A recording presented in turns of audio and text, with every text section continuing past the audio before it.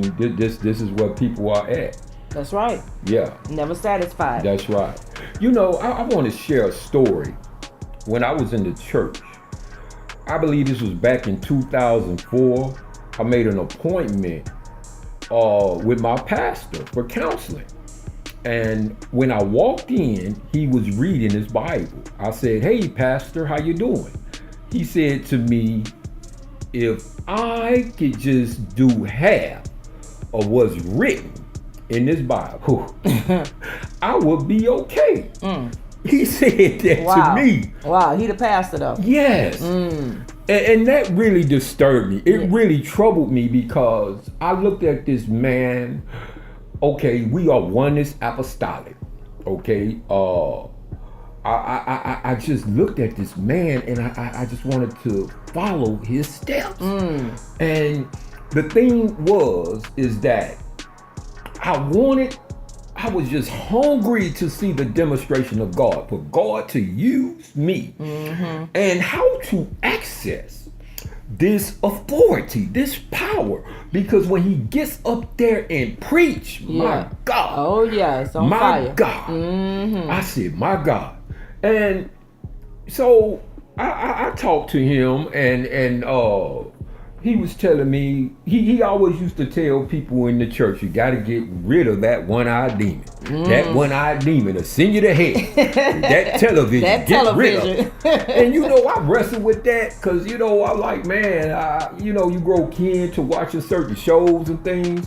And so I said, you know what, man, I'm getting rid of this one-eyed devil. I threw it. I said, man, whatever it takes. Whatever it takes. Yes. To reach that level. That's right. Where he was. Not that I was coveting. Yeah, you want the same experience what he was saying. That's right. Experience. So, make a long story short, I got rid of the TV and I thought this was going to bring me closer to God. And it didn't.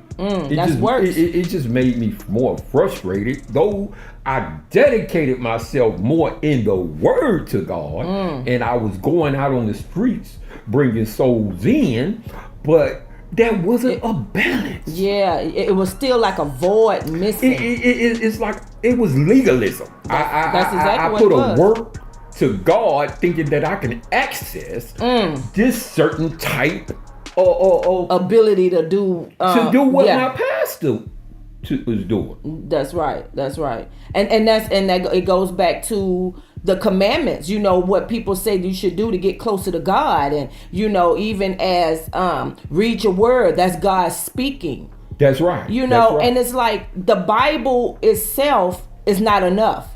That's right. You got to have the Creator's voice. You got to have his voice for you can understand the knowledge that he's giving you. That is where you are sustained and complete and satisfied. That's right. With his voice. With his voice. Not the word in the Bible, because the Bible has been written over and over again, different translations. And like we've been telling you, only God can explain himself. That's right. He explains himself if you be still to hear him. That's right. Then he can obey. Then he can direct you in that written word that man has written. Come on now. He can give you the knowledge and understanding to sustain yourself. That's right.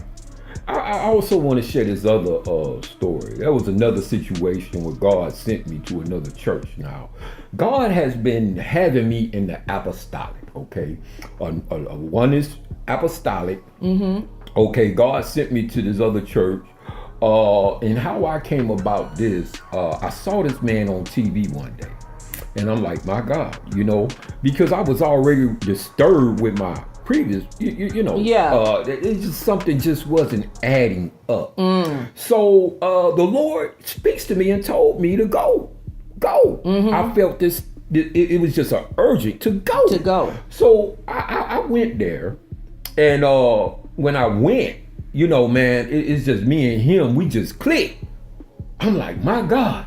And I stayed with him for almost a year, okay? So he had me on TV with him, and also what I liked about it, I was doing more work in the church. See, I wasn't able to do work in the other church, but he allowed me, okay, to do work in the church. And what I mean by work, I baptize people in Jesus Christ's name. And, you know, they come up out the water speaking in tongues, and he saw something in me that he just wanted me around him a lot. He called me a lot, and you know, he picks me up and we'll go to the mall.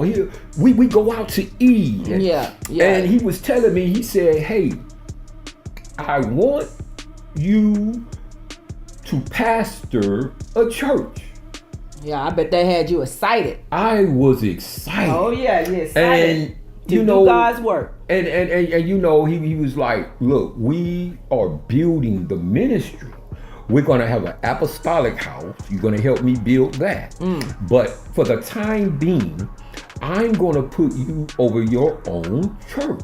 And I will oversee it. Now, see, that's what see, man now do. This is the thing. He was already overseeing other churches. Yeah. But just for him, you know, it was like an honor for this man to take to me like that, to have me on TV with him. Okay, so to make a long story short, before I was going to get inaugurated, I was with him on a Wednesday. Okay, I was with him on a Wednesday, people. And we was going over the details and things like that. He said, hey, we're going to put you in your church, but before we do, you're going to be my assistant at this church. Yeah, you're going to be my armor bearer. I'm like, yes. And he said something to me.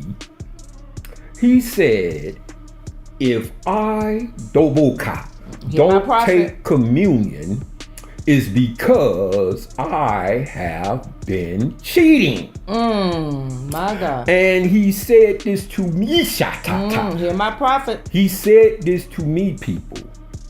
He said, if you commit adultery My goodness. on your wife, immediately go on a fast.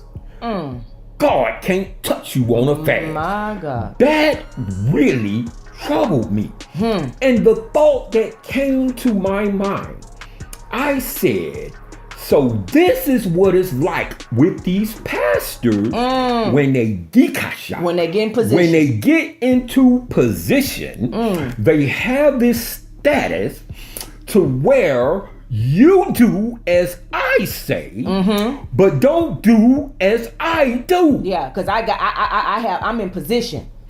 This is what they do in secret. Exactly. I said, what a hypocrite. I lost Obashi. Yeah, I lost all respect for this man. Now, I could have bullshitted. I could have been the type of man and been like, wow, I have a church. Yeah. I have a status of an apostle. I have a flock. I have perks for the tithes and offering. But God would not let me go past that. And that was not in my heart. That's right. My heart was for souls. That's right. And you know what? You speaking, and I know you just read about David. You know, David was a king.